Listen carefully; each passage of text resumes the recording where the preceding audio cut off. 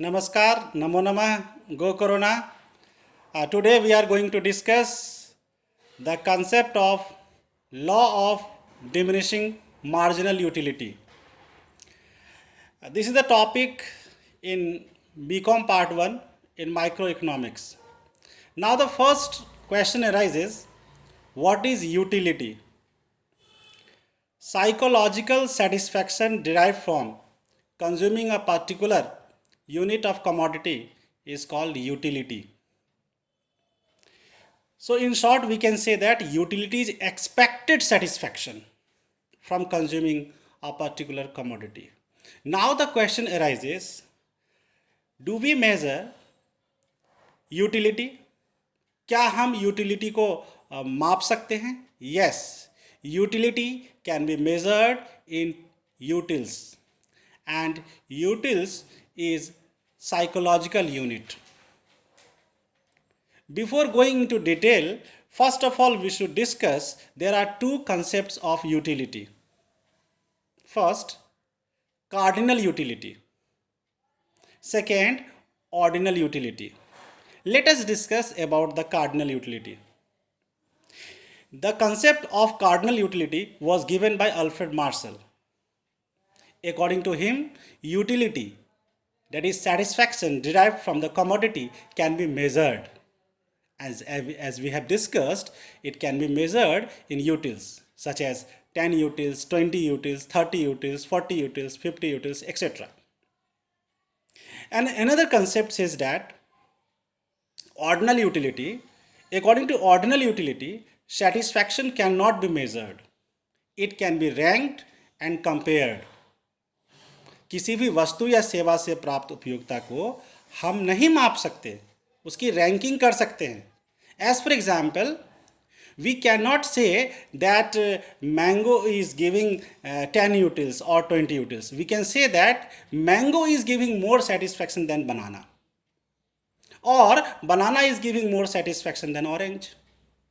So in this case, we can compare utility satisfaction derived from the commodity. But in case of cardinal utility, satisfaction can be measured in terms of numeric. So we can quantify utility according to Alfred Marshall, according to cardinal utility approach. So till now we have discussed the two concepts of utility, that is cardinal utility and ordinal utility. Now next question arises, what is marginal utility? Marginal means additional. Marginal utility is defined as change in total utility when an additional unit of commodity is consumed. यदि किसी वस्तु या सेवा की एक अतिरिक्त इकाई का उपभोग करते हैं तो उसे प्राप्त होने वाली अतिरिक्त संतुष्टि को सीमांत उपयोगिता कहते हैं. It can be represented by mu. इसे हम mu से प्रदर्शित कर सकते हैं, प्रकट कर सकते हैं. Suppose that if we consume 1 unit of mango and suppose that it is giving 10 utils. But if we eat second mango successively, then second mango will give less satisfaction than the first mango. So every additional unit may give lesser satisfaction as compared to the previous one. Now let us discuss in detail about the law of diminishing marginal utility. अब हम विस्तार पूर्वक घटती सीमांत उपयोगिता के बारे में वर्णन करेंगे. किसी किसी पुस्तक में ह्रासमान सीमांत उपयोगिता भी लिखा होता है. दोनों सेम है. ह्रासमान मीन्स घटना, घटती सीमांत उपयोगिता का नियम, law of diminishing marginal utility. According to this law, as the consumer consumes more and more standard unit of the commodity continuously, then marginal utility derived from it declines. जब कोई उपभोक्ता किसी वस्तु की मानक इकाइयों को लगातार अधिक से अधिक उपभोग करता है तो उस वस्तु से प्राप्त होने वाली संतुष्टि लगातार घटती जाती है. Now let us discuss one by one the key terms used in law of diminishing marginal utility. First of all standard unit, मानक इकाई। जैसे हम बात करें पानी पीने की, तो पानी पीने की मानक इकाई क्या है? Glass of water. Just imagine, आप कल्पना कीजिए कि आपको पानी बाल्टी में दे दे, तो आपकी संतुष्टि पहले ही बुझ जाएगी। लेकिन उल्टा सोचिए कि छोटा यूनिट दे दे, आपको चम्मच से पानी पिलाया जाए, कभी संतुष्टि बुझेगी नहीं। So therefore satisfaction can decrease only if we consume more successive unit of standard unit. अब हम बात करते हैं कि क्या लगातार कंज्यूम करने पर ही सेटिस्फैक्शन कम होता है? यस। यदि हमने आज कंज्यूम किया, मान लिया जाए रसगुल्ला आज हमने एक कंज्यूम किया, लेकिन यही हमें 2 महीने के बाद मिले, तो हमारी सेटिस्फैक्शन बढ़ जाएगी। तो लगातार यूनिट कंज्यूम करने से ही हमारी सेटिस्फैक्शन कम होती है। इसलिए कहा गया है according to the marginal law of diminishing marginal utility, as the consumer consumes more and more standard unit of the commodity. अब एक हम बच्चे की बात कर लेते हैं। एक बच्चे को यदि हम एक टॉफी दें, तो वो दूसरा हाथ आगे बढ़ा देता है, क्योंकि वो पूरा सेटिस्फाइड नहीं हुआ। तो जब हम बच्चों को एक साथ अधिक यूनिट हम दे दें, एक स्टैंडर्ड यूनिट, तो उसकी सेटिस्फैक्शन उस वस्तु के प्रति कम हो जाती है। एक बार हम दोबारा देखते हैं law of diminishing marginality. According to law of diminishing marginality, as the consumer consumes more and more standard unit of the commodity, continuously consume करना है, देन तब क्या होगा? Marginal utility derive from the commodity declines. तब उस वस्तु से प्राप्त जो सीमांत उपयोगिता है, जो एक्स्ट्रा सेटिस्फैक्शन है, वो कम हो जाएगी। तो सेटिस्फैक्शन तभी कम होगी जब हम लगातार उपभोग करेंगे। दूसरी बात, जब हम उसके स्टैंडर्ड यूनिट को उपभोग करेंगे। तीसरी बात यह है कि कॉन्टिन्यूअसली, अधिक से अधिक, क्वांटिटी भी अधिक होना चाहिए और लगातार भी कंज्यूम करना है। तो ये 3 बातों का जब फॉलो होंगे, तभी ये law of diminishing marginal utility apply होगा। The concept of law of diminishing marginal utility was given by Alfred Marshall. He also gave the concept of utility. He also gave the concept of cardinal utility. He also gave the concept of law of demand. अब हम कुछ example से समझते हैं कि घटती सीमांत उपयोगिता का नियम है क्या।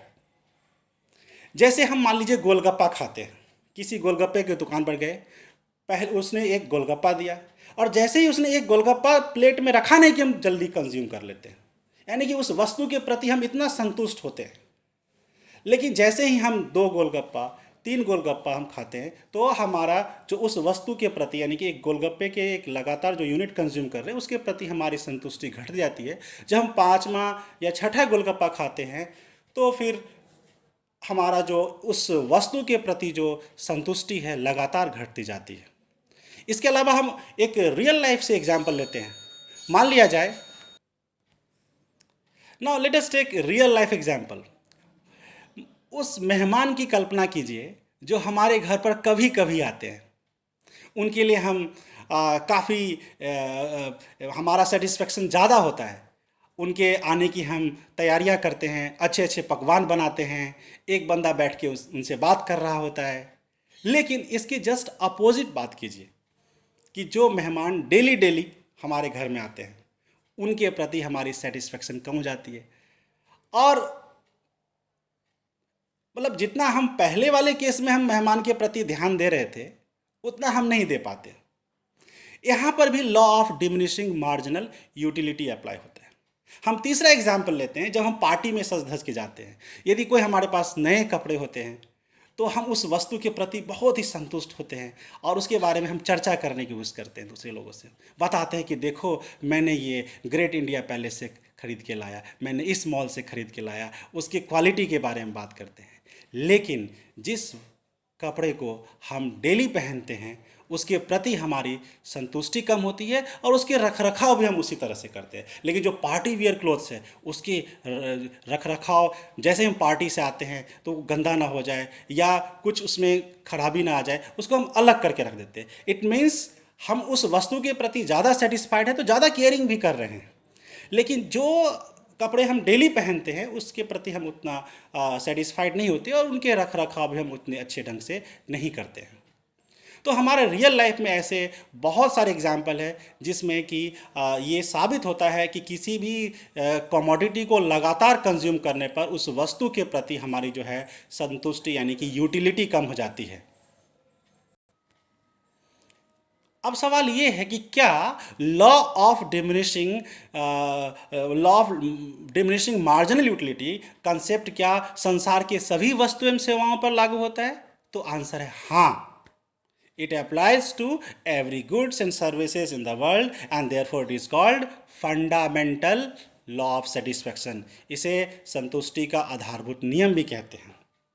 अब आपके मन में सवाल उठ रहा होगा कि क्या हम मनी भी हमें लगातार मिले तो क्या हमारी संतुष्टि कम हो सकती है? इसका एग्जाम्पल मैं दो व्यक्ति के उदाहरण से देता हूँ।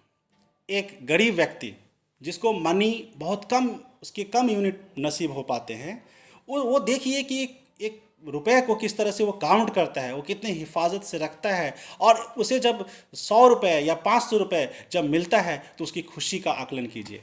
लेकिन वही दूसरी तरफ एक अमीर आदमी को यदि वही 500 रुपये दिया जाए तो वो उतना संतुष्ट नहीं हो पाएगा, वो उतना सेटिस्फाइड नहीं हो पाएगा। इस तरह से हम ये कंक्लूड करते हैं कि law of diminishing marginal utility संसार के सभी वस्तुओं पर लागू होता है। कंक्लूड करते समय एक बार लॉ को फिर से एक रीकैप के फॉर्म में डिस्कस करते हैं। According to law of diminishing marginal utility, as the consumer consumes more and more standard unit of the commodity continuously, then marginal utility derive from it declines. इसी को हिंदी मीडियम के student के लिए, घटती सीमांत उपयोगिता के नियम के अनुसार जब कोई उपभोक्ता किसी वस्तु की मानक इकाइयों का लगातार अधिक से अधिक उपभोग करता है तो उस वस्तु के प्रति सीमांत उपयोगिता घटती जाती है। धन्यवाद। आज हम यही विदा लेते हैं। अगले एपिसोड में, अगले क्लास में हम इससे आगे की चर्चा करेंगे।